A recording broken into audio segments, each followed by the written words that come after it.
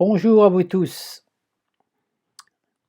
Alors, comme vous pouvez le constater tous en ces temps, c'est un peu le chaos.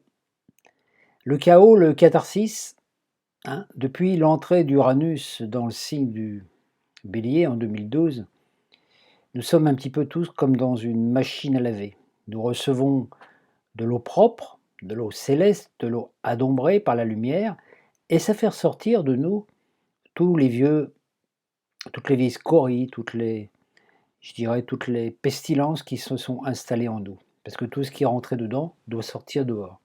Donc l'expérience que nous vivons est exactement la même que lorsque vous avez un verre d'eau, un verre d'eau sale, un verre d'eau boueuse, et que vous la mettez sous une source, et puis vous avez l'eau claire qui rentre dedans, et vous apercevez petit à petit que toutes les pestilences ressortent à la surface, jusqu'à temps que l'eau soit pure et claire. Et c'est ce que nous vivons en ces temps.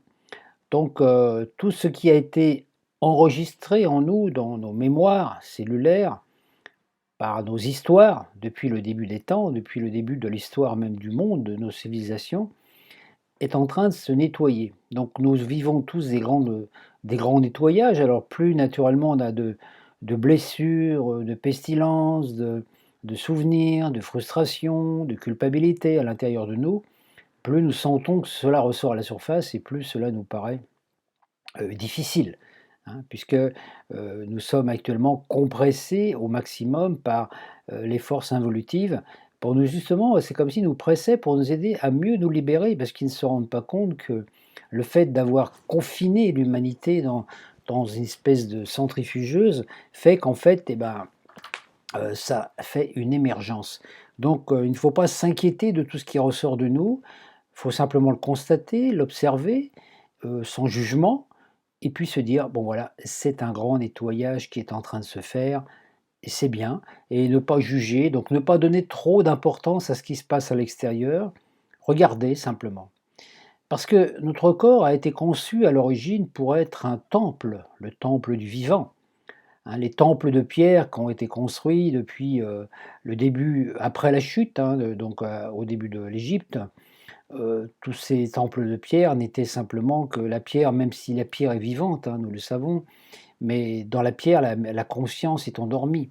Dans le végétal, la conscience est un peu plus éveillée.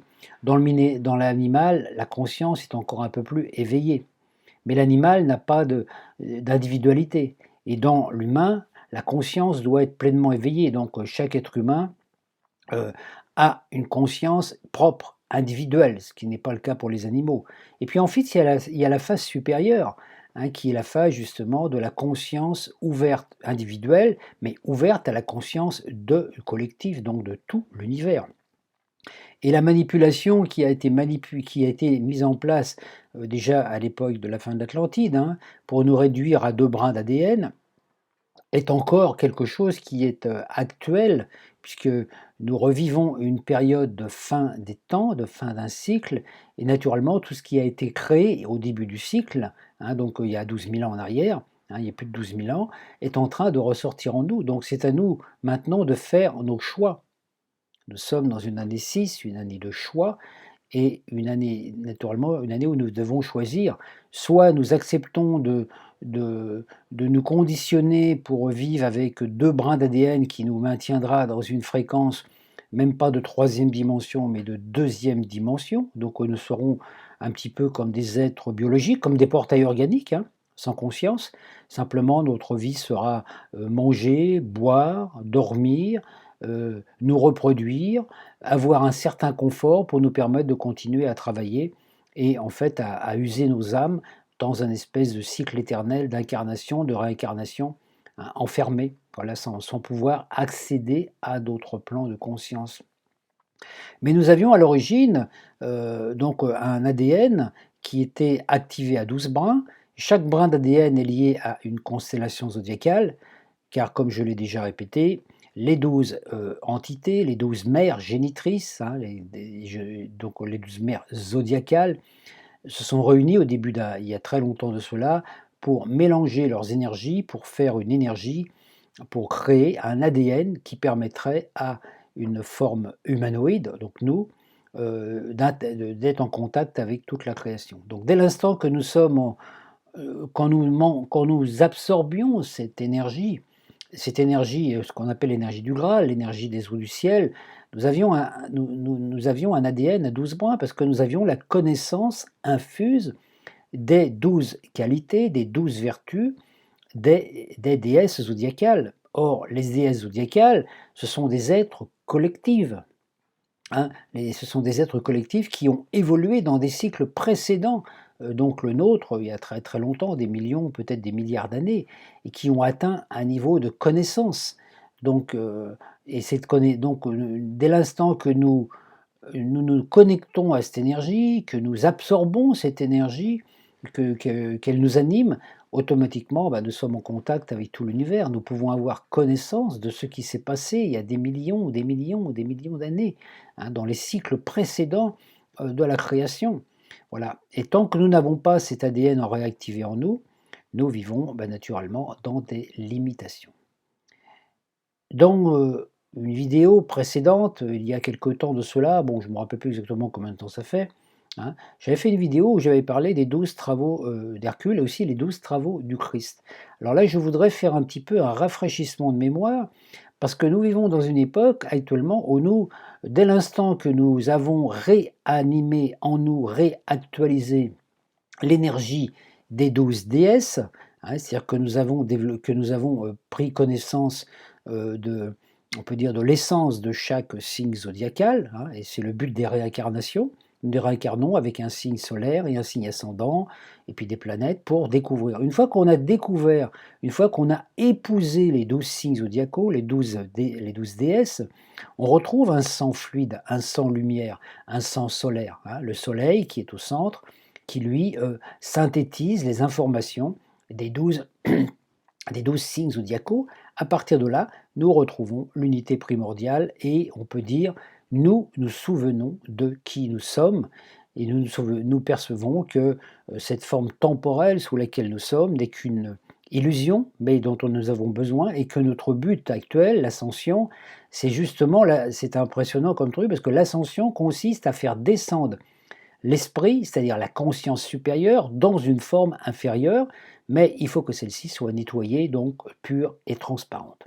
Hein, c'est ce que je dis souvent, pour voilà, que l'essence, les qualités de votre signe solaire doivent s'exprimer par les qualités de votre signe ascendant. Ça fait une espèce de mariage cosmique, de symbiose entre la Lune et le Soleil, qui vous permet de sortir du cycle des incarnations par les deux archétypes que vous avez choisis dans cette incarnation. Donc les 12 travaux du Christ correspondent à des étapes que nous devons vivre. Hein. J'en ai parlé dans mon livre aussi sur l'astrologie zodiacale, et c'est ça qui est important de prendre conscience dans ces temps. Donc je vais faire un petit peu un résumé de ça et vous montrer comment. Donc en fait, je ne vais pas vous montrer comment parce que je ne suis pas un magicien. Enfin, on est tous des magiciens et des magiciennes. Mais surtout, je vais vous montrer, je vais vous expliquer comment percevoir si développer, si vous avez perçu la quintessence de chaque signe zodiacal, parce que quand vous avez la quintessence de ces 12 signes, automatiquement votre ADN se réactive sur cette fréquence. Revoyons donc le périple du Christ. Hein. Dans le signe du Bélier, ça représente l'Annonciation. Donc l'étincelle, le Christ, s'incarne sous une identité. Donc là, c'était l'identité de Jésus. Dans le Taureau, signe de Visitation, l'étincelle Christ a puisé dans les mémoires de la terre pour construire son temple. Hein, c'est l'énergie féminine, la terre, l'ADN de la terre. Voilà. Elle enregistre, l'étincelle divine enregistre les mémoires transgénérationnelles de l'inconscient collectif, racial, ethnique, religieux, social, culturel, depuis la création du monde, et se crée un corps. Donc quand une étincelle s'incarne sur la Terre, elle traverse toutes les couches de la matière, physique, éthérique, astrale, etc. Et elle prend une partie des informations qui sont dedans. Donc dès qu'une étincelle s'incarne, elle prend une partie du karma collectif, dans le sens où quand vous incarnez dans une race, dans une région, dans une famille, vous prenez une partie du collectif en vous pour le transmuter. Chaque être humain, chaque étincelle qui vient sur Terre, même si vous êtes une étincelle qui, dans d'autres vies, a atteint la maîtrise, si vous avez été un Bouddha dans une autre vie, dès l'instant où vous choisissez de vous réincarner, pour être dans ce monde, vous prenez une partie du monde sur vous. Donc vous portez une partie de la croix, du karma de l'humanité, hein, familiale, raciale, ethnique, sociale, etc. Ensuite, vous avez le signe du Gémeaux. Dans le signe du Gémeaux, on voit Marie et Joseph qui se rendent à Bethléem. Alors, dans l'intérieur, ici, donc au niveau initiatique, ça représente justement le travail qui se fait à l'intérieur, parce que Marie étant enceinte, ben, l'étincelle divine qui s'est incarnée en elle va concevoir, va utiliser l'intelligence, donc le Gémeaux, l'intelligence cosmique, pour créer le corps. Bon, c'est l'architecte. Hein, c'est une architecture, créer un corps, les organes, le cerveau, les os, les muscles, etc. etc. Donc c'est tout ce travail-là de conceptualisation, de création architecturale du corps qui va servir justement de temple.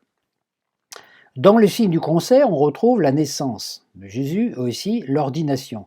Donc, c'est-à-dire toute la période un petit peu d'enfance de Jésus, toute son expérience. Donc, l'étincelle Christ, l'étincelle de Jésus, doit œuvrer pour être l'empereur, hein, souverain de son royaume intérieur. Donc, il doit s'isoler des influences de l'astral collectif, hein, c'est-à-dire que c'était à ce moment-là que Jésus, qui était imprégné des croyances quand même de son environnement, hein, religieux, voilà, social et culturel, décide de se couper de toutes ces informations, de toute donc le signe du Cancer est lié à la Lune, hein, de tout l'inconscient collectif. Il se rend dans le désert et là, pendant 40 jours, hein, il va nettoyer les programmes transgénérationnels imprégnés dans ses mémoires cellulaires. Donc il va mettre de l'ordre dans son royaume. Il va chasser les fantômes du passé, il va se dissocier de toutes les traditions anciennes qui se sont incarnées, dont ces cellules sont imprégnées. Alors l'expérience dure 40 jours. 40, c'est le nombre vibratoire de l'arcane de Tarot 13 qui est lié à Saturne. Pourquoi? Parce qu'il faut 40 jours pour qu'une intention, que ce soit une programmation ou une déprogrammation d'un concept, soit finalisée dans la matrice, dans la matière, dans notre monde. Il faut 40 jours pour que les énergies, voilà. C'est pour ça qu'on voit aussi les Hébreux, quand ils sortent de la terre d'Égypte, il leur faut 40 ans pour traverser le désert, pour arriver à la terre promise. Bon, pour cheminer du plan astral au plan du nouveau monde. Pendant son expérience dans le désert, Jésus rencontre le tentateur qui se manifeste pour lui redonner l'impulsion de réactiver les vieux schémas dont il voulait se libérer. Hein. Et dans le désert, Jésus est tenté par le diable qui lui dit « Je vais te donner le pouvoir ». Vous voyez, donc dans le signe du Cancer, c'est le piège de tomber dans le pouvoir en disant « Tu as le pouvoir maintenant, tu as découvert des choses,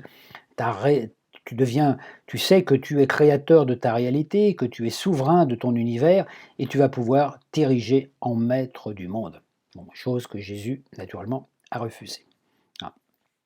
Donc Jésus œuvrait là pour se libérer, hein, dans ces périodes de désert, pour se libérer des lois de l'Ancien Testament. C'est là qu'il est entré en contact avec le Père-Mère cosmique, le grand empereur, hein, celui qui relie justement, qui permet un équilibre entre les deux hémisphères du cerveau, hein, qui va l'inspirer. Jésus a la révélation. Le Père-Mère, lui, révèle comment fonctionne l'univers, comment l'univers a été créé.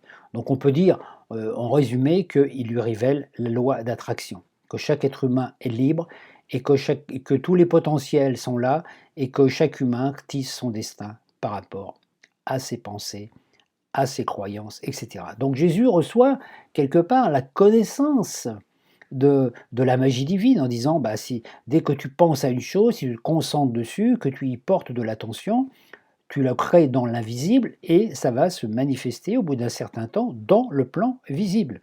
Donc il reçoit les nouveaux paradigmes à utiliser pour devenir un guérisseur. Donc sa conscience est transférée du plan astral, le plexus, hein, justement, au niveau du cœur, la 4e dimension. Hein, donc là où il y a ce soleil qui brille.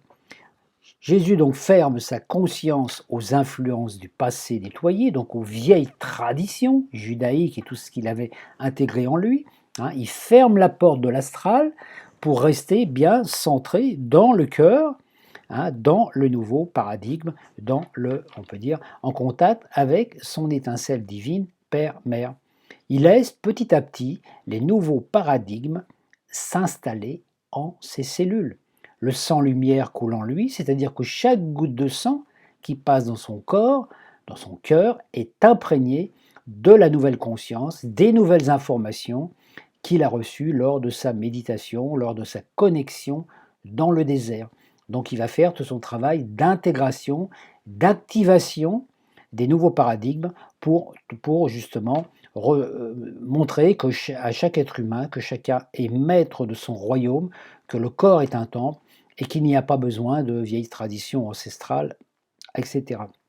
Donc, il retourne ensuite vers son peuple et il décide de partager cette énergie d'amour inconditionnel pour aider l'humanité à se libérer de l'esclavagisme. Imaginez, Jésus a découvert le principe de la loi d'attraction, qu'en fait il n'y avait pas de Dieu sous forme humaine qui nous guidait dans le ciel. Donc Jésus, quelque part, prend conscience que l'Ancien Testament, c'est terminé, il faut fermer tout ça, que si les humains acceptent son nouvel enseignement, qui n'est pas la suite de l'ancien, qui dit, bon voilà, vous avez vécu pendant des cycles d'incarnation sous la loi du talion, le karma, la loi de Moïse, œil pour œil, dent pour dent, donc à chaque fois, voilà, à chaque fois qu'on crée quelque chose, une cause, ça crée un effet, et l'effet va se transformer en cause, et on s'enferme dans des cycles incarnationnels. Jésus est là pour apporter l'énergie d'amour. Il dit, si vous pardonnez à votre passé, si vous nettoyez toutes les offenses, si vous pardonnez à toute l'illusion extérieure, puisque l'extérieur n'est que le reflet de vos propres pensées, chaque humain voit dans la matière et dans le monde ce qu'il pense du monde ou de la matière, donc on peut dire que la matière est un miroir réflecteur. Jésus lui dit, voilà, je vais apporter ce message, il était tout content de pouvoir annoncer un message qui libérait. Il dit, bon, fini le karma, fini les punitions, fini les macérations, fini la discipline, fini la traversée du désert, fini l'enfermement dans les énergies saturniennes. Il disait, voilà, après, voilà, vous pouvez retrouver dans le soleil, retrouver l'unité. Mais il fallait que chacun accepte le pardon, c'est-à-dire accepte de ne plus donner foi aux vieilles traditions. Donc, ensuite, on retrouve Jésus dans les signes de lion. Donc, Jésus enseigne. Il voyage dans des différents pays pour goûter le vin, la connaissance de chaque tradition, de chaque religion. Voilà, l'Inde, la Perse, l'Égypte. Il perçoit que tous ces différents crus proviennent des vignes du Seigneur, ce qu'il avait perçu dans son initiation dans le désert.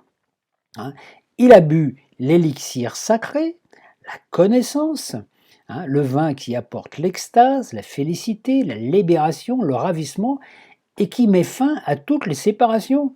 Parce qu'il se rend compte que Dieu soit adoré sous une forme ou sous une autre, selon les traditions des pays qu'il a visités, c'est la même expérience, c'est la même histoire qui est racontée partout, mais avec des mots différents, comme on retrouve aussi de nos jours, par exemple, vous pouvez avoir un conte africain qui raconte une histoire, un conte initiatique, voilà. Vous pouvez prendre le conte africain et raconter le même conte en France avec le mettre à la coloration Moyen-Âge, c'est la même histoire. Simplement, les personnages changent, mais le message est identique. Alors Jésus concocte un nouveau cru pouvant convenir à tous les êtres vivants. Il distille le vin nouveau et le partage avec tous. L'amour inconditionnel qui nettoie, grâce au pardon, toutes les mémoires et les blessures du passé. C'est quelque chose d'extraordinaire. Dire, bon voilà, tout est fini, on ferme la porte, c'est fini le karma, c'est fini les 10 commandements. Toute personne qui buvait à cette fontaine céleste émanée par son aura, par l'énergie qui dégageait dans son aura, recevait le vin libérateur, l'élixir qui libérait du passé, donc de l'Ancien Testament.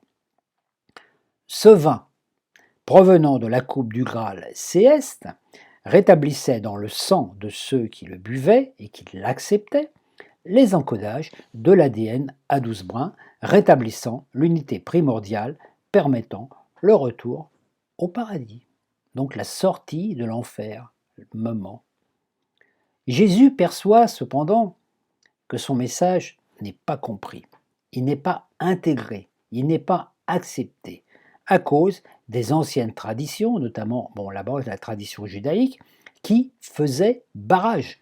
Parce que les êtres humains qui l'écoutaient n'ont pas compris que la matière, qu'ils avaient le pouvoir de créer leur réalité, et qu'ils avaient tourné leur regard vers l'extérieur, donc ils pensaient que la matière leur montrait la réalité et qu'il fallait se coller à cette matière. Donc, comme si le monde extérieur révélait ce qu'on devait être, alors que le monde extérieur n'est que le reflet de ce qu'on pense qu'il est. Donc selon la vision que vous avez de vous-même, que vous avez du monde, que vous avez du président de la République, vous créez une réalité, un destin, vous créez une trame qui va créer votre destinée. Donc Jésus a du mal à supporter la haine, la violence, les sacrifices d'animaux, parce que lui qui est tout amour, les rituels sanguinaires, notamment à la Pâque, la misère de certains et la vanité de ceux qui se prétendent les messagers, les prophètes, les élus de Dieu, donc tous ceux qui enseignent la soi-disant parole divine. Il vit des périodes difficiles en lui entre sa nature mortelle et puis sa nature divine.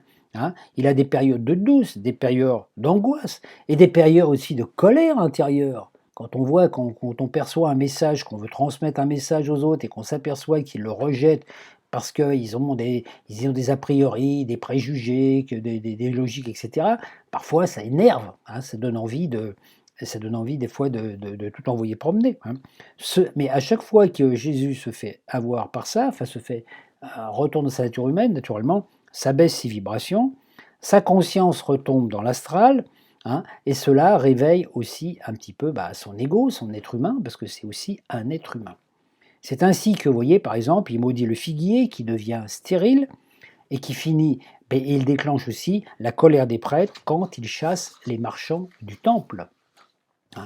Il sait que cela n'est pas sans conséquence, que plus on a de pouvoir, plus on est responsable.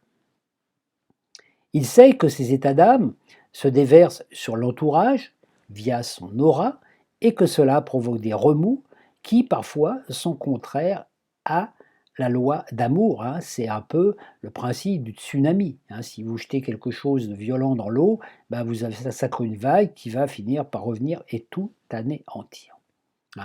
La plupart, vous voyez par exemple au niveau des tsunamis, quand on voit que les expériences qui sont faites parfois au fond de la mer, vous voyez par exemple, on fait l'expérience de faire exploser des bombes atomiques au fond de la mer, à des endroits où personne ne peut les percevoir parce que c'est loin des côtes et tout, mais ça provoque des mouvements telluriques, des mouvements au sein de la Terre, des mouvements d'eau, ça met un certain temps, et puis d'un seul coup, paf, le tsunami se manifeste et va détruire toute une région. Donc, vous voyez, on joue avec les énergies et naturellement, ce qu'on crée va automatiquement avoir des conséquences. Jésus perçoit que son enseignement va être falsifié, que l'humanité va souffrir pendant 2000 ans à cause de ce manque de compréhension. Son message apporte la liberté. Il libère de toute forme de magie rituelle, de plus besoin de gris-gris, d'invocation, de rituels lumière, de talismans, de prières, de litanies, de lamentations, de magie occulte. Il donne la prière libératrice. Le Notre Père originel qui permet cette reconnexion.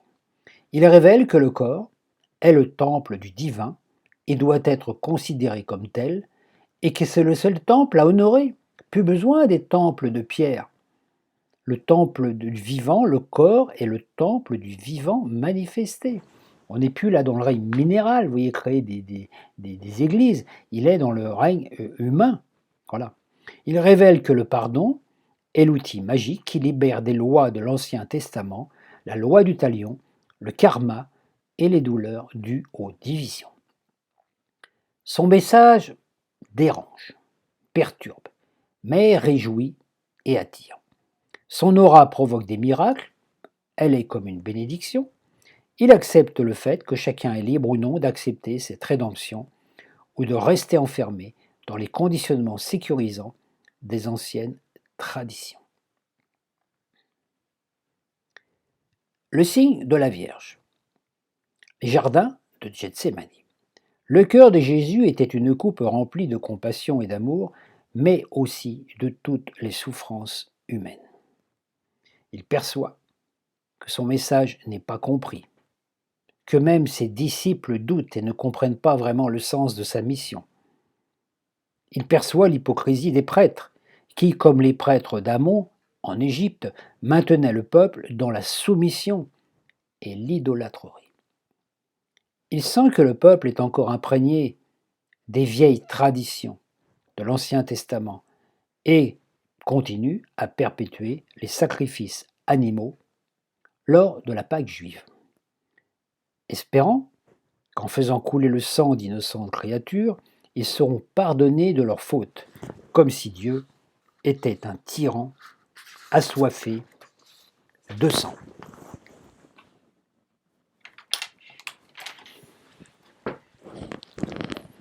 Jésus ne peut pas supporter qu'on égorge un animal innocent. Il sait que chaque goutte de sang versée nourrit l'ombre et augmente la dette karmique de l'humanité. Il perçoit l'hypocrisie des prêtres qui, reproduisant le même scénario que les prêtres d'Amon en Égypte, faisaient barrage aux humbles qui devaient se soumettre pour espérer le pardon. Pour mettre fin à ces sacrifices, il accepte d'être l'agneau qui mettra fin à toutes ces horreurs, afin que plus aucun être ne soit sacrifié comme offrande. Si son message avait été compris et accepté, tout cela n'aurait pas eu lieu. Le paradis serait revenu sans besoin de crucifixion. Chacun n'aurait eu qu'à sacrifier son ego, accepter de pardonner à ses ennemis, de pardonner au passé, de retrouver l'amour inconditionnel pour que le plan divin se réalise. Mais il était trop tard. Jésus devait donc accepter le sacrifice ultime. Avant de s'offrir en sacrifice, il proposa un nouveau rituel. C'est toute l'histoire de la scène. Par la communion du pain et du vin, le souvenir de son message serait activé. Il invitait par cela chaque humain à ouvrir sa porte à tout visiteur et à lui offrir l'hospitalité, le pain et le vin et un peu de chaleur. Et il n'a pas fait cela pour instituer une nouvelle religion et un nouveau rituel. Il savait que dès qu'un être humain ouvrait sa porte à l'étranger qui passait, qui lui offrait le vin, le pain, un endroit peut-être pour dormir, un peu de chaleur, quelle que soit sa religion, sa couleur, d'où il venait, où il allait, quel que soit son statut social. Il savait qu'en faisant ainsi, l'être qui manifestait cette hospitalité travaillait justement avec le pardon à se libérer des anciens schémas qui les faisaient croire qu'il ne fallait pas ouvrir sa porte à n'importe qui, qu'il y a des gens, qu'il y avait des classes sociales, qu'il y a des gens qu'il fallait rejeter. Hein. Donc, vous voyez, il invitait par là chaque être humain. Imaginez que chez vous, vous avez... c'est pour ça que ça peut être, par exemple, quelqu'un de gentil qui vient, vous connaissez. Alors c'est facile. Et si le percepteur d'impôts ou le gendarme du coin vient chez vous, alors que vous savez que c'est lui qui vous a foutu un PV il y a une semaine, c'est plus difficile de lui ouvrir la porte. Mais Jésus invitait l'humanité à travailler dans ce sens. C'est là tout le sens du rituel de la scène. Ce n'était pas du tout pour faire toute cette histoire, toute cette mascarade que l'on a fait ensuite dans les églises. Le pain issu du blé, comme le vin issu du raisin, sont imprégnés des rayons du soleil et donc de la radiation christique. Dans les jardins de Gethsémani, Jésus médite longuement. Pendant que ses disciples dorment, il aimerait éviter la crucifixion. Il ne sait pas encore s'il va pouvoir supporter la douleur physique, si le plan allait fonctionner, car personne avant lui n'avait accepté cette expérience, l'expérience de la mort physique, pour aller vers la résurrection. Signe de la balance. Jésus se trouve devant Pilate. Jésus finit par accepter le plan divin. Il avance vers son but sans se justifier, se renier. Il reste fidèle à son âme sans se préoccuper de ce qu'on pense de lui. Il est humilié, jugé, oui, mais garde le contrôle sur son ego. Il est amené devant Pilate et comparé à un criminel notoire, Barabbas. Parmi la foule, il reconnaît ceux qui hier le portaient au nu et qui aujourd'hui l'injurient, le bannissent, le jugent, et sa souffrance psychique est immense. Signe du scorpion, la flagellation. Jésus est humilié, flagellé, on se moque de lui, on lui met une couronne d'épines. Il perçoit que tout cela est une confrontation avec les forces de l'ombre, avec le diable qui, par ce fait, tente de faire réagir son ego, afin qu'il utilise son pouvoir magique pour se libérer et détruire ce bourreau. Mais Jésus garde le contrôle. Il sait que la colère qu'il a exprimée lorsqu'il a chassé les marchands du temple a nourri la haine des prêtres qui ont été bafoués et qui ainsi l'ont amené à subir ce supplice. Signe du Sagittaire, Jésus porte sa croix. Jésus accepte de porter la croix de sa destinée, puisque chaque être humain, quand il vient sur Terre, a une mission à réaliser, un plan. L'incarnation sert à alléger la croix. Le karma sert à ce nettoyage. Jésus chute plusieurs fois. Il se révèle, il se relève et il n'abandonne pas sa quête. Il est guidé par une foi inébranlable, celle de sa guidance intérieure. Il sait que chacun doit porter sa croix et ne pas la faire porter aux autres. Que chacun alourdit ou allège sa croix selon ses actes. Il chemine vers le mont du crâne. Sa conscience s'élève vers le Père. Capricorne, la crucifixion. Jésus garde la maîtrise sur son ego.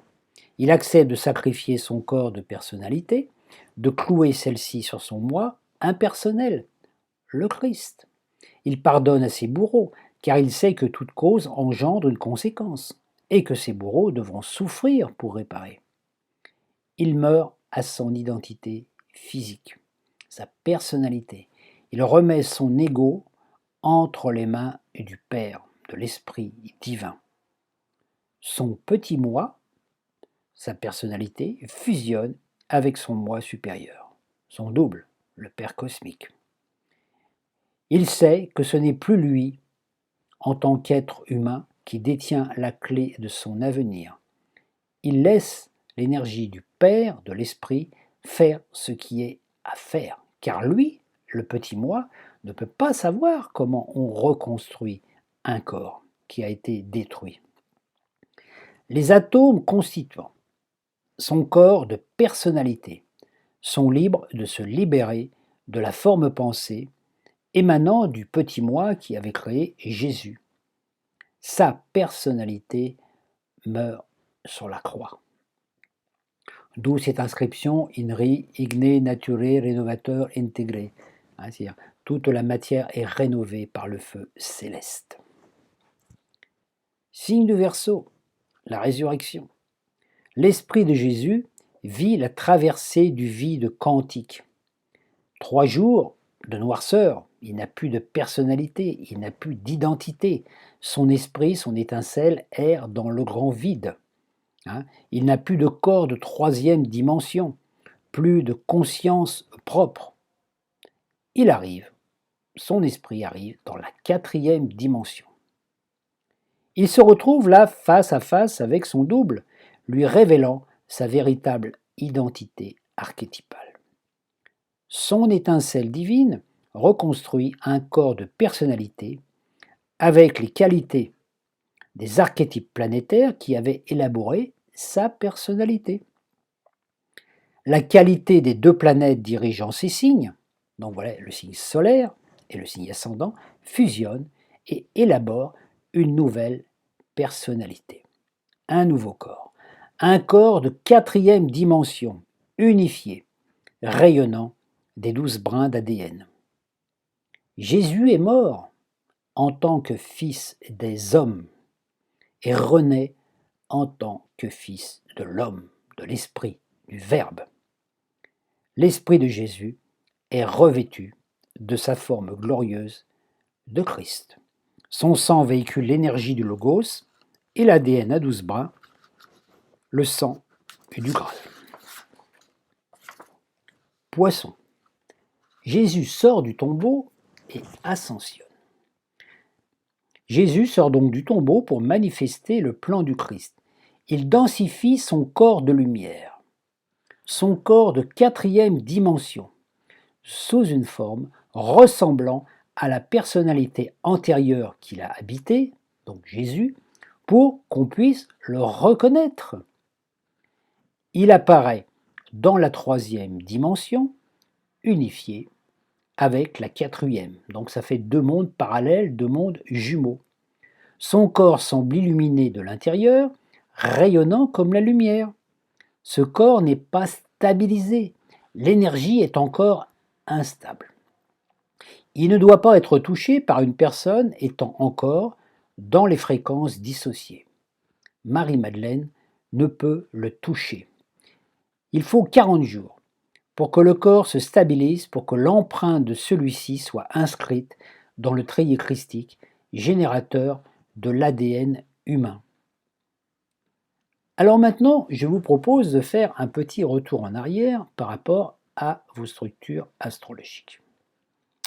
Dans le signe du Bélier, c'est le moment où dans votre vie, vous devez vous choisir la personnalité que vous l'incarnez, c'est-à-dire que de choisir votre destinée. Qu'est-ce que vous voulez être dans cette vie? Vous voulez être un guérisseur, vous voulez être un chanteur, vous voulez être un écrivain, vous voulez être... Voilà. Donc vous allez choisir un rôle, une fonction, une mission, pour servir votre soi supérieur, votre je suis. Le signe du Bélier, c'est je suis. Je suis, donc accepter d'incarner dans votre personnalité cette nouvelle identité. Donc faire un choix pour affirmer qui vous êtes en tant que magicien. Le signe du Bélier, c'est le magicien. Tous les possibles sont là. C'est vous qui choisissez d'être ceci, d'être cela, de prendre telle forme, de faire tel métier. Vous êtes totalement libre, mais vous mettez votre choix au service de votre plan divin, pas au niveau de votre ego. Dans le signe du Taureau, vous rentrez à l'écoute de vous-même. Voilà, dans le signe du Taureau, en entrant à l'écoute de vous-même, en étant à l'écoute de votre intuition, vous allez pouvoir découvrir les talents, les potentialités qui sont inscrites en vous, ceux que vous avez hérités de vos vies passées, ceux que vous décidez aussi de développer dans cette vie. Vous voyez, les talents et les dons qui vont vous permettre de construire votre nouvelle identité. Et dans le signe du Gémeaux, vous vous intéressez naturellement à reprogrammer votre cerveau en apprenant des choses qui vont vous lier à l'invisible. Parce que si vous restez prisonnier de votre ADN à deux brins, vous allez avoir une conscience limitée à la matière. Donc voilà, un peu comme les portails organiques. Manger, boire, dormir, se reproduire, et puis voilà. Donc là, vous allez ouvrir votre conscience, vous allez commencer à étudier des lois, vous allez voyager, faire des expériences, partager. Ça, c'est le signe du Gémeaux, où vous allez petit à petit construire votre nouvelle personnalité. Voilà. Dans le signe du Cancer, quand Jésus, donc c'est la période où Jésus a été dans le désert, c'est le moment, Cancer, signe régi par la Lune, c'est le moment où vous allez devoir vous isoler de vos structures familiales, de l'inconscient, de toutes les mémoires transgénérationnelles qui sont inscrites dans vos cellules, pour devenir souverain de votre royaume. Votre corps est comme un château, c'est le château de votre âme. À l'intérieur de ce château, il y a plein de fantômes qui correspondent à toutes les blessures antérieures qui n'ont pas été réglées. Vous ne pouvez pas agir sur le collectif, vous ne pouvez pas changer votre famille, vous ne pouvez pas changer l'inconscient collectif, parce que chaque être humain est libre de faire ce qu'il veut, de décider de croire à ceci ou à cela.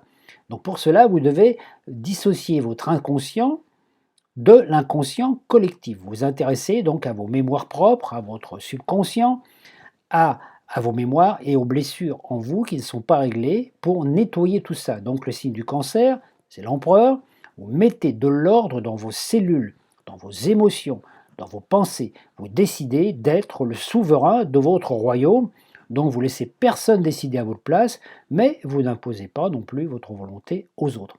Donc si vous vivez dans une famille, et que vous vivez avec des frères et des sœurs, bah, vous pouvez vivre avec eux, mais vous vivez selon votre propre loi d'action à l'intérieur de vous. Donc si vous décidez par exemple de ne plus manger de viande, bah, vous ne mangez plus de viande, mais vous n'imposez pas cela aux autres, parce que les autres ont encore le droit ou le besoin d'en manger. Ce n'est pas à vous de décider ce qui est bon pour les autres. Dès l'instant que vous vous mettez en position de pouvoir, que vous voulez imposer votre volonté aux autres, vous perdez votre propre pouvoir d'être libre. Parce que vous ne pouvez être libre que si vous laissez les autres être totalement libres. Voilà, ça c'est signe du cancer, de façon à ce que vous utilisiez vos émotions et votre imagination pour conceptualiser votre corps, pour créer votre ordre intérieur. Naturellement, donc c'est le moment où vous allez recevoir, en contact avec l'esprit, vous allez recevoir l'inspiration, c'est-à-dire le Père, votre double, votre énergie, votre soi supérieur va vous dire, voilà, tu es maître de ton royaume, c'est toi qui as tout créé, donc maintenant tu es libre, tu es souverain. Maintenant, veille à ce que tu penses, aux choses que tu penses, parce que tout ce que tu penses, que tu le crées. Donc, vous allez avoir la même révélation qu'a eu Jésus dans le désert quand il a eu la révélation du Père. Naturellement, il va y avoir des tentations aussi pour vous dire ah tout ça c'est peut-être du fantasme, c'est de l'imaginaire. Mais bon, donc il va falloir vous stabiliser cette eau à l'intérieur de vous. Dans le signe du lion, bah, vous allez donc le fait d'avoir fait ce travail en vous, vous allez revenir, vous allez aller vers les autres, et là vous allez avoir envie de partager avec les autres. Donc le lion, c'est un signe royal, c'est un signe solaire. Votre aura doit dégager de la lumière, donc vous allez partager ce que vous avez appris, ce que vous avez compris, ce que vous avez compris comme enseignement par l'expérience. Vous allez partager cela avec les autres, vos frères, vos enfants, les amis. Hein, vous allez peut-être être enseignant, faire des conférences, ou peut-être être un acteur, un chanteur, voilà, quelqu'un qui va mettre du cœur à l'ouvrage et qui va rayonner, donc qui va mettre ses émotions au service de son mental pour pouvoir apporter un message qui va toucher son auditoire, comme peut le faire un acteur qui sur scène joue un rôle particulier. Donc là, vous allez pouvoir, votre enfant intérieur, donc votre créativité va se développer, donc votre aura va devenir plus lumineuse. Vous allez donc attirer à vous des gens qui vont avoir besoin de se nourrir de votre lumière. Vient ensuite l'expérience du signe de la Vierge. Alors dans le signe de la Vierge, ça veut dire que vous avez développé votre enfant intérieur est né, votre enfant intérieur est créé, et il va falloir le mettre maintenant au service des autres. Donc accepter les limitations, aussi, accepter que les autres ne comprennent pas nécessairement tout, parce que vous allez pouvoir apporter par exemple une nouvelle connaissance à quelqu'un sur la loi d'attraction et tout, vous allez percevoir que la personne elle a plein d'arguments, elle est encore prisonnier de certains dogmes religieux, sociaux, culturels, etc., etc. Donc votre travail, ça va être de mettre votre enfant intérieur au service des autres, tout en sachant que les autres ne vont pas nécessairement vous renvoyer la balle, ne vont pas nécessairement comprendre. Donc vous allez vivre des périodes de doute, où vous avez douté de vos compétences. Le but, c'est que vous ne pouvez pas libérer les autres de leurs blessures, vous ne pouvez que leur faire prendre conscience de leurs blessures pour les aider à s'en libérer.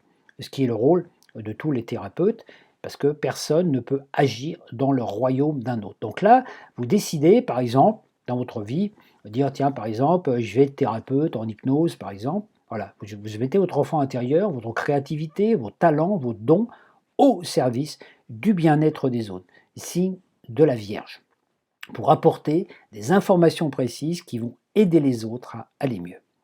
Ensuite, signe de la balance.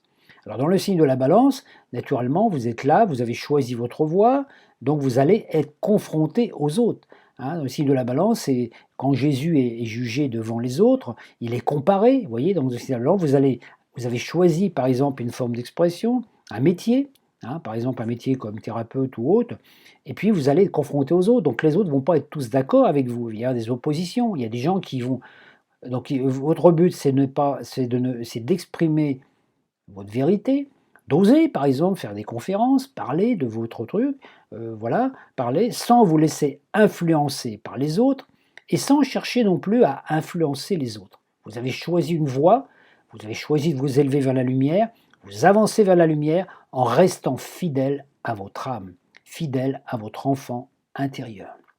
Dès l'instant que vous faites des compromis pour plaire à un tel ou à un tel, pour avoir plus d'audience, hein, pour avoir des likes par exemple sur internet, etc., à partir de là, si vous éloignez de votre voie, vous êtes infidèle vis-à-vis de vous-même et ça va vous jouer des tours. Donc vous restez quelque part influencé par les autres. Donc dans le signe de la balance, il ne faut pas se laisser influencer par les autres, il faut rester fidèle à soi-même. Ce que vous avez si décidé dans le signe opposé, dans le bélier, vous avez choisi une identité, demeurez-y fidèle, avancez, soyez souple, rejetez pas les gens, allez vers les gens, partagez avec eux ce que vous savez, ce que vous pouvez, hein, en acceptant parfois d'être renié, d'être rejeté, que des gens peuvent se moquer de vous, ou si vous êtes sur Internet, qui vont vous mettre des mauvais commentaires, par exemple. Hein. Peu importe, votre expérience, c'est vous devez rester fidèle à vous-même et peu importe ce que pensent les autres de vous-même, ce qui importe, c'est ce que vous pensez de vous-même et que vous avancez sur votre voie sans chercher à faire de compromis, sans chercher à changer les autres, en partageant simplement ce que vous êtes. Donc vous trouvez le juste équilibre. Vous êtes dans l'harmonie puisque la balance est un signe régi par Vénus. Ensuite, vous arrivez dans le signe du Scorpion. Alors dans le signe du Scorpion, c'est là où vous allez, c'est une phase difficile parce que si vous avez encore des ombres en vous, des blessures du passé qui ne sont pas réglées, hein, automatiquement, il va y avoir automatiquement des réactions en vous. Parce que quelqu'un, par exemple, vous allez faire une vidéo sur Internet, quelqu'un va vous critiquer, ou il va se moquer de vous, ou il va dire des choses négatives sur vous, et vous allez avoir tendance à réagir en vous justifiant, en invoquant la justice, en essayant de vous justifier face à cette personne, etc. Et vous allez vous faire piéger naturellement par l'ego, hein, qui va vouloir se défendre. Donc plus vous allez lutter contre l'ombre, plus l'ombre va être forte en vous, alors qu'en fait, il faut accepter d'être jugé, de ne pas être compris par les gens. C'est très difficile naturellement des fois de voir quand on propose une information, une solution à quelqu'un, de voir que la personne la rejette ou qu'elle va argumenter, parce que chaque être humain a un seigneur à l'intérieur de lui, hein, une logique qui est établie par l'ego. Dès l'instant que vous rencontrez, que vous êtes que vous essayez d'apporter une information nouvelle à une personne qui ne veut pas l'entendre, il va y avoir des crises, il va y avoir des conflits, il va y avoir de la violence. Hein. Ça, c'est tout le signe du Scorpion. Hein. Après, vous voulez être comme Jeanne d'Arc, faire la justice, ou comme Zorro, mais ça sert absolument à rien. Surtout dans notre époque où, sur la Terre, vous savez qu'il y a quand même pas mal de portails organiques, hein, c'est-à-dire des gens qui ont été créés biologiquement, mais qui n'ont qu'une conscience limitée, une conscience limitée à la matrice, c'est-à-dire il y a des gens qui veulent boire, manger, dormir, se reposer, avoir des vacances, avoir un salaire, avoir une maison, une bonne retraite et mourir en paix. Comme s'il n'y avait rien avant, rien après. Ces gens-là, ils ont une conscience limitée à ça. Si vous essayez de leur apporter des valeurs spirituelles, par exemple en parlant des ovnis, des anges et tout ça, vous gaspillez vos énergies en pure perte, et comme ces gens-là vont réagir contre vous, vous allez automatiquement avoir des pertes d'énergie, donc ils vont vous vampiriser. Ils ne sont pas mauvais en soi, ils sont simplement ce qu'ils sont. Et ce qui peut se passer, par exemple, si vous avez des audiences sur Internet et que vous avez des gens qui vont commencer, qui vont pas accepter ce que vous dites, qui vont dire ah vous êtes ah celui-là c'est un complotiste, ah celui-là pour qui il se prend, ah celui-là c'est un fou, etc. Ah encore un allumé, ça y est, etc. Hein, donc ces gens-là qui vont essayer de se faire une coalition contre vous parce que vous dérangez leur petit confort et ils ne veulent pas être dérangés et en plus ils ne peuvent pas se connecter à autre chose. Donc là, vous pouvez vous battre en pure perte. C'est ce qui se passe actuellement sur la Terre.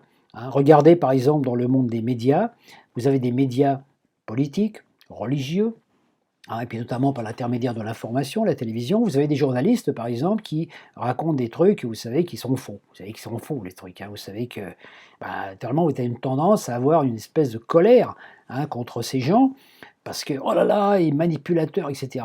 Mais peut-être que la personne n'en est pas consciente. Je vous garantis qu'il y a plein de journalistes qui diffusent des informations concernant ce qui se passe actuellement, qui sont persuadés que que c'est juste, que c'est bien, parce qu'ils ont une conscience qui est limitée. Et c'est pour ça que la plupart des gens qui sont dans certains organismes, je ne dis pas tous, mais vous voyez, dans les médias, mais aussi dans les forces de l'ordre et tout, il y a des gens, ils ont une conscience limitée à ce monde. C'est des gens qui sont incapables de faire une prise de conscience sur ce qu'ils disent. Donc ils vont raconter ça parce qu'on leur a dit que c'était comme ça. Eux, ils sont persuadés de bien faire, et dès là, et naturellement, vous, ça vous fait réagir, parce que vous apercevez que, par exemple, les gens qui travaillent dans les usines d'armement, les gens qui travaillent dans la déforestation, les gens qui travaillent aussi, par exemple, dans les laboratoires pharmaceutiques. Hein. Il faut savoir que la plupart de ces gens-là, on peut dire, ils sont coupables d'ignorance, quelque part. Mais parce qu'ils ont été créés, peut-être qu'il y en a beaucoup qui sont des êtres portails organiques, biologiques. Donc ils ne peuvent pas faire autrement. Donc ils ont été embauchés là parce que justement, ils étaient adaptés à ça. Et ces gens-là, ce sont ceux qui vont courir aussi peut-être les premiers pour continuer à vivre dans ce monde en profitant des plaisirs de ce monde, restaurants, etc. etc.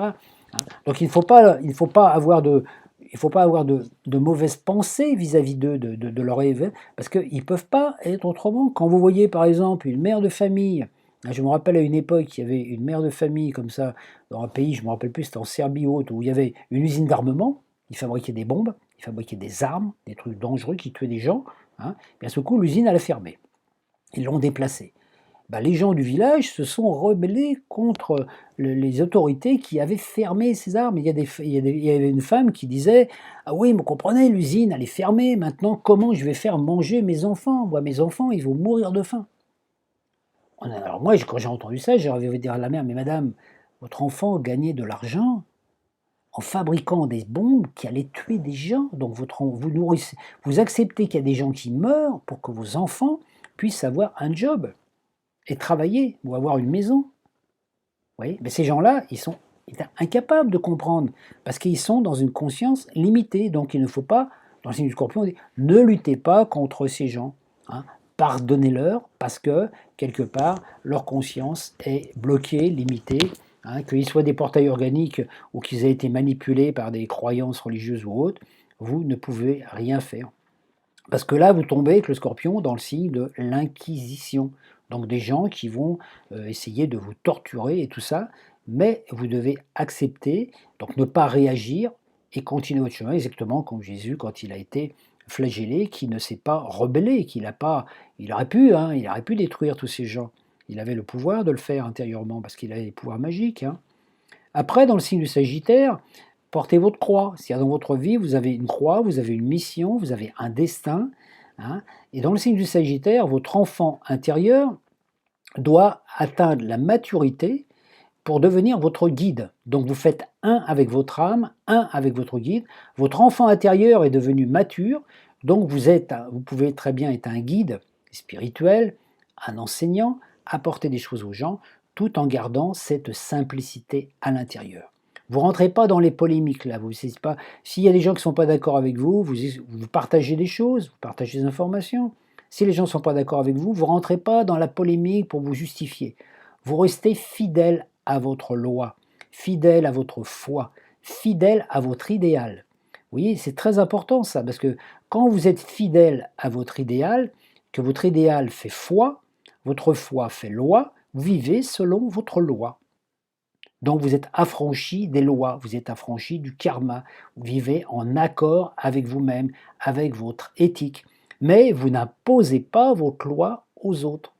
Ce n'est pas parce que c'est votre loi, aussi belle soit-elle, même si vous sentez que vous êtes juste, vous n'avez aucun droit d'imposer votre loi aux autres. Hein. Signe du Sagittaire, dans le côté négatif, on voit par exemple les croyances religieuses ou aussi les autorités, par exemple politiques, qui vont vous imposer des lois en disant c'est pour votre bien, je fais mieux que vous. Hein. On retrouve toute l'information là, des croisades, des missions interétrangères, des colonisations, hein, et tout ça.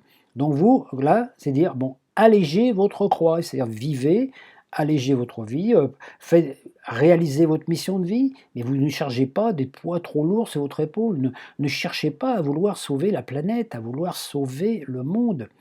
Vivez votre vie comme une personne, vous voyez, on retrouve avec le Sagittaire, vous voyez l'image du médecin de campagne qui va de maison en maison, comme dans le temps, pour apporter une médication ou des conseils aux gens, mais qui continue son chemin. Mais lui, il ne veut pas les diplômes universitaires, il ne veut pas avoir une belle villa au bord de la mer. Lui, il est humble. Donc dans le Sagittaire, c'est ça, travailler l'humilité, l'authenticité et rester fidèle à vous-même. Dans les signes du Capricorne, naturellement, vous acceptez de sacrifier votre ego, hein, le petit moi humain qui pense ceci, cela, qui élabore toujours des trucs, voilà, qui est toujours en train de cogiter. Hein. Notre petit moi humain, il est sans arrêt en train de cogiter par rapport à tout ce que vous recevez comme information. Ben là, votre petit moi humain, eh ben, il va... votre petit moi humain, là, il va, comment je vais dire, se devenir transparent. Donc votre moi, votre personnalité va accepter d'être adombrée par votre soi supérieur. Vous pouvez devenir ce qu'on appelle un maître, c'est-à-dire que votre maître spirituel, votre partie divine, va s'incarner à travers votre corps et c'est le divin qui va s'exprimer à travers votre corps. Donc vous allez devenir, on peut dire, un maître dans l'art que vous pratiquez et vous allez, mais à partir de là, votre travail, ça va être justement d'apporter des informations aux autres. Hein. En face, le Capricorne, vous avez le signe du Cancer, vous avez tous ces gens qui sont immatures, qui n'ont rien compris, donc le but, ça va être d'apporter un message. Hein. C'est l'image aussi du moine qui sort de son monastère et qui va prêcher dans la rue et qui va apporter de l'eau, du pain, du vin aux pauvres gens qui n'ont rien compris, vous voyez, ou qui manquent de tout, etc. C'est Jésus quand il était au contact avec les pauvres gens pour les soigner et les guérir. Vous voyez ? Donc ensuite, vous avez, donc dans le signe Capricorne, vous acceptez quelque part de mourir à votre personnalité. Ce n'est plus votre volonté qui va diriger votre vie. Vous remettez ça entre les mains de la source pour vous laisser guider par votre soi supérieur. Dans le signe du Verseau, vous arrivez à vous traversez une période de vide. C'est-à-dire que dès l'instant que vous avez atteint une certaine maîtrise, que vous avez compris comment fonctionnait le monde, comment fonctionnaient les lois de l'univers, quelque part vous sentez que, vous savez que la matrice est une illusion, que tout ça c'est un grand rêve, c'est un scénario. Il y a un moment où vous n'avez plus envie d'être là, vous n'avez plus envie de rien, plus envie de pouvoir, plus envie de richesse, plus envie d'avoir des biens, plus envie de ceci, hein, plus avoir. Donc vous passez par une période de ce qu'on appelle la nuit noire de l'âme. Vous vivez une période difficile, une période de mort hein, pendant les 3 jours. Là, voilà, hein, ces fameux 3 jours de noirceur que l'on va vivre au niveau du collectif, vous les vivez au niveau personnel. Donc vous êtes une période noire où vous avez l'impression que vous ne servez à rien, que vous n'êtes pas utile, que votre message ne touche pas les gens, que ça ne vous a pas transformé. Voilà, donc vous êtes un peu dans une révolte intérieure, hein, c'est un chaos intérieur, donc qui vous fait passer par l'énergie du vide. Donc pendant 3 jours, pendant ces 3 jours, votre personnalité est complètement perturbée. Vous voyez, voilà, vous n'avez plus envie de rien. Voilà. Plus envie de créer quoi que ce soit dans ce monde, de créer une entreprise, de travailler, de vous marier. Non, ça n'a plus de sens pour vous. Hein. Donc pendant ces 3 jours, pendant ce temps, vous allez méditer. Donc ça va vous permettre de sortir de la 3e dimension dissociée, donc limitée, pour accéder à la 4e dimension. C'est-à-dire le plan du cœur, vous allez sortir de l'astral et là, vous allez être en contact avec votre étincelle divine, votre étincelle du corps, qui va reconstruire votre personnalité. C'est-à-dire que vous êtes dans la 3e dimension dissociée. Vous entrez dans la 4e dimension par la méditation. Et dans la quatrième dimension, vous allez recréer votre personnalité de troisième dimension, c'est-à-dire le même être que vous étiez, mais avec d'autres fréquences et d'autres paradigmes à l'intérieur de vous. Donc vous allez mourir en tant que fils des hommes et vous allez renaître en tant que fils de l'homme, en tant que verseur d'eau, en tant que celui ou celle qui partage la connaissance. Donc, une fois que vous avez, parce que vous êtes dans la quatrième dimension, c'est le moment où vous allez méditer, entrer dans le cœur, puis après vous sortez de votre méditation. Alors, quand vous ressortez de votre méditation, vous êtes exactement comme Jésus qui était dans son corps de lumière quand il est sorti du tombeau et qu'il a dit à Marie-Madeleine, ne me touche pas. Ne me touche pas, pourquoi? Parce que comme son corps de lumière n'était pas encore stabilisé, densifié, on peut dire, s'il avait été touché par quelqu'un qui était encore dans la 3D non dissociée, donc on peut dire dans l'inconscient collectif, ça l'aurait aspiré dans cette énergie.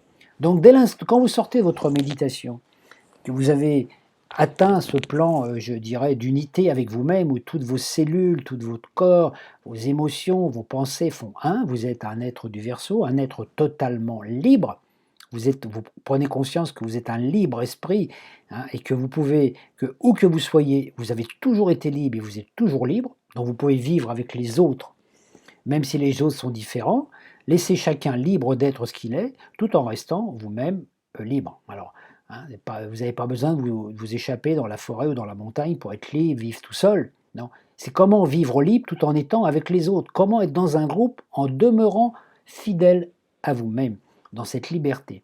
Donc à partir de là, vous avez atteint la quatrième dimension, où là, vous avez votre soi supérieur, votre guidance, qui vous a révélé ce que vous devez faire sur cette terre, quelle est votre mission d'âme.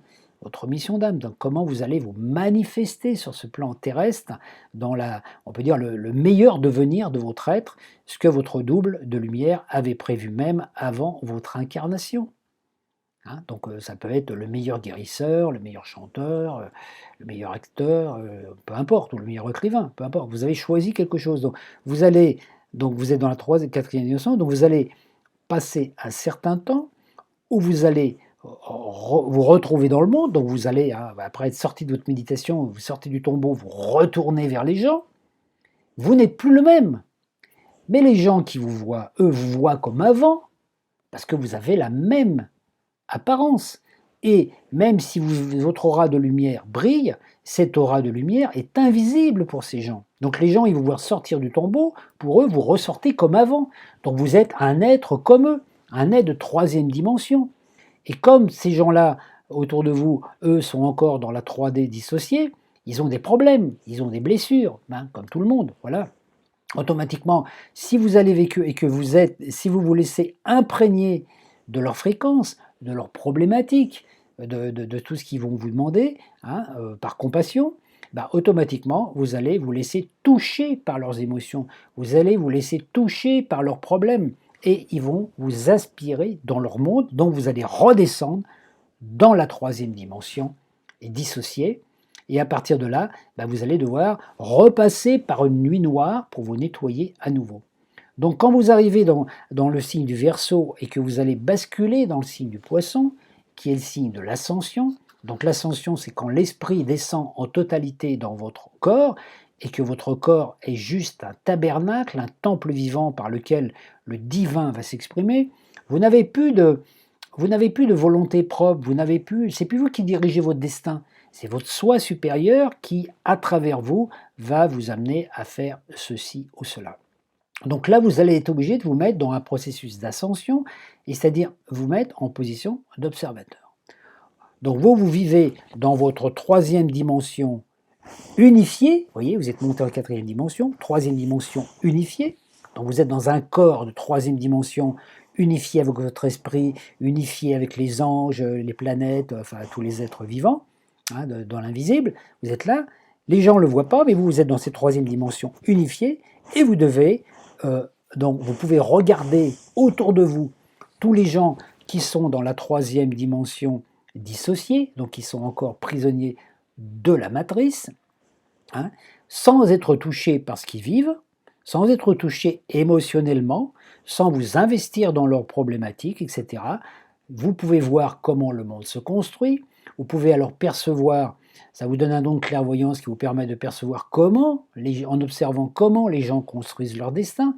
Quand vous entendez une personne qui vous dit des choses, vous savez exactement ce qu'elle va devenir, puisque les gens, par leurs paroles, ils justifient ce qu'ils pensent être juste pour eux. Donc chacun crée sa réalité par rapport à ce qu'il pense. Donc vous allez pouvoir voir, et la seule chose que vous pouvez faire, c'est d'apporter à ces êtres-là une information, hein, pour les aider à sortir de leurs problématiques si ils vous le demandent. Donc c'est tout le travail de Jésus pendant ces 40 jours après sa sortie du tombeau, juste avant l'ascension finale, où il dit, voilà, il a apporté un message, et puis quelque part, il disait aux autres, ce que j'ai fait, vous pouvez le faire. Mais pour le faire, vous n'avez pas besoin de passer par le sacrifice humain, par le sang qui coule. Je l'ai fait pour que justement il n'y en ait plus. Jésus s'est sacrifié pour qu'on ne fasse plus de sacrifice humain, ni de sacrifice d'animaux innocents. Vous voyez? Donc quelque part, le seul sacrifice à faire, c'est le sacrifice de l'ego.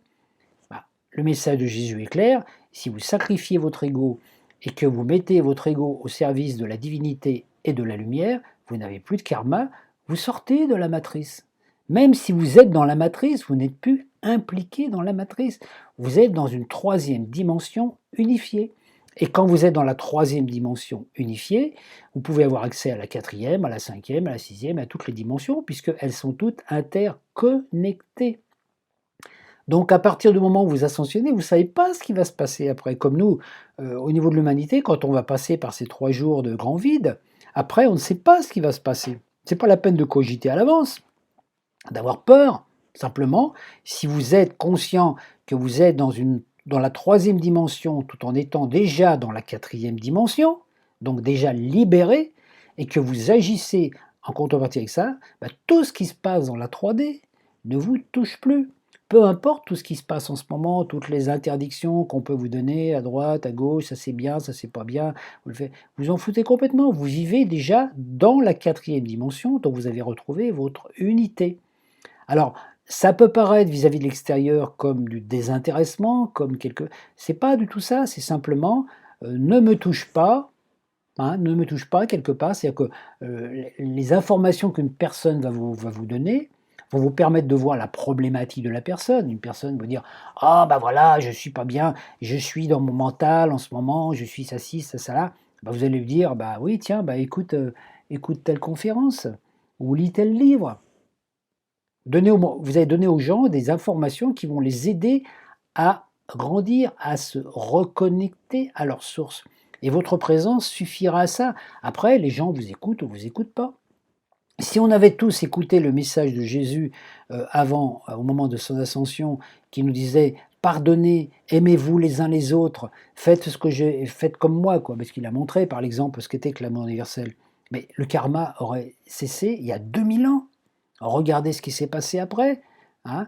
Ceux de son peuple qui l'ont rejeté ont vécu des karmas et des résurgences de karma horribles depuis ce temps-là. Hein. Regardez toutes les guerres qu'il y a encore en Palestine et tout ça. Hein.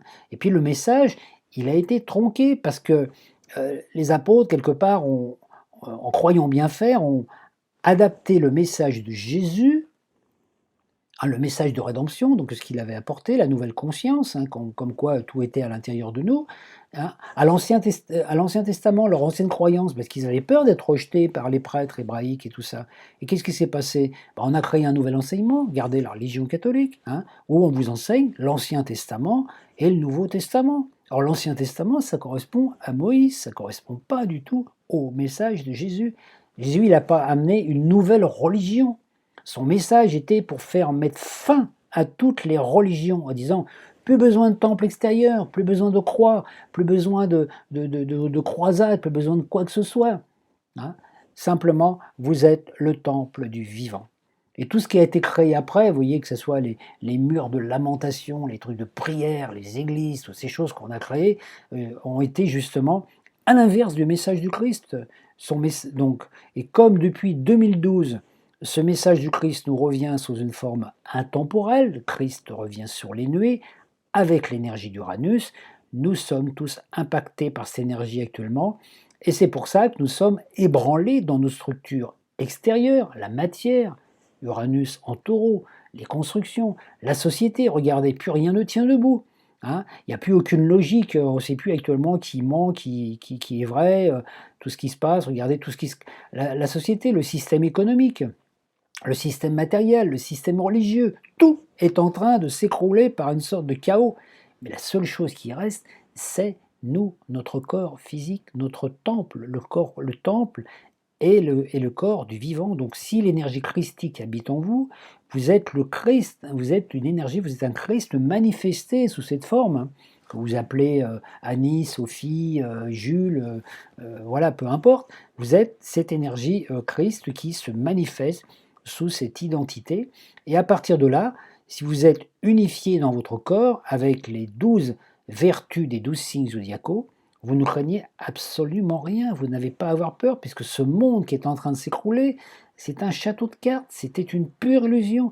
Le monde tel que nous l'avons créé est la résultante de toutes les pensées, de toutes les formes pensées, de toutes les croyances de l'humanité, depuis que nous sommes tombés dans une vibration, je dirais, dissociée, coupée de la source, donc on peut dire une intelligence qui n'est pas intelligente. Et c'est pour ça qu'actuellement, les forces involutives cherchent à tout prix à inventer une intelligence artificielle qui fonctionnera par le spectre électromagnétique pour maintenir tous ceux qui ne sont pas ouverts à ces autres informations, pour les maintenir justement dans un système, une vie en deuxième dimension, même simplement, deuxième dimension, regardez, hein, ça correspond au monde végétal, hein. Donc des gens qui végéteront toute leur vie, qui seront là juste pour, hein, comme dans la nature, pour se reproduire, pour permettre à la matrice d'exister. Voilà. Mais de toute façon, cela ne pourra pas se faire puisque cette matrice va disparaître. Donc nous sommes actuellement tous des êtres en étape de mutation. Alors nous acceptons, soit nous acceptons de travailler le pardon, l'amour inconditionnel et tout, tel que le message de Jésus a été donné il y a 2000 ans en arrière, hein, soit nous refusons ce plan et nous préférons avoir nos croyances et tout, et à partir de là, on ira vers une autre destinée. Hein. Et chacun est libre. Donc, mais qu'actuellement, ce qui importe, c'est vous individuellement. C'est pour ça que j'ai voulu faire cette vidéo, vous individuellement. C'est le travail. C'est pour ça que j'ai résumé tous ces travaux. Et voyez tout ce travail à vous. Manifestez les qualités des 12 signes zodiacaux. Et à partir de là, vous serez dans l'unité. Donc dès l'instant que vous avez accédé à la 4e dimension, que votre conscience est élevée sur d'autres plans, que vous avez une vision différente, veillez à ne pas vous faire piéger dans la 3e dimension dissociée. Vous redescendez dans la 3D, vous êtes dans la 3D, moi je suis aussi comme vous, dans la 3D, mais je fais attention à chaque instant à toujours que mes pensées sont celles qui viennent de mon cœur, de mon étincelle divine, et non plus de mon plexus solaire ou de mes chakras inférieurs qui m'amènent automatiquement dans la matrice. Donc savoir que à chaque fois que vous portez de l'attention sur une intention, vous tissez votre devenir de demain. Donc ne vous occupez plus trop de ce qui se passe dans le monde, de tout ce qu'on peut vous dire, qui peut arriver, qui ne va pas arriver, tout ça, hein, donc toutes les étapes dont j'ai parlé dans cette vidéo, et restez centré sur vous-même en confiance, simplement. Donc si les choses du monde extérieur où vous habitez vous sont privées, hein, si vous pouvez parler au cinéma, parler au restaurant, pour certaines choses, restez chez vous et nourrissez-vous de belles choses à l'intérieur de votre être et puis dans les relations que vous avez avec les êtres humains, parce que l'amour universel, inconditionnel, revient sur la terre. Et nous allons tous prendre conscience que nous sommes une seule et même âme. Et que la fraternité ne peut que revenir, puisque de toute façon, l'ombre n'est jamais qu'une apparence, qu'une illusion. Voilà, je vous souhaite un bon cheminement, et puis je vous dis à très bientôt.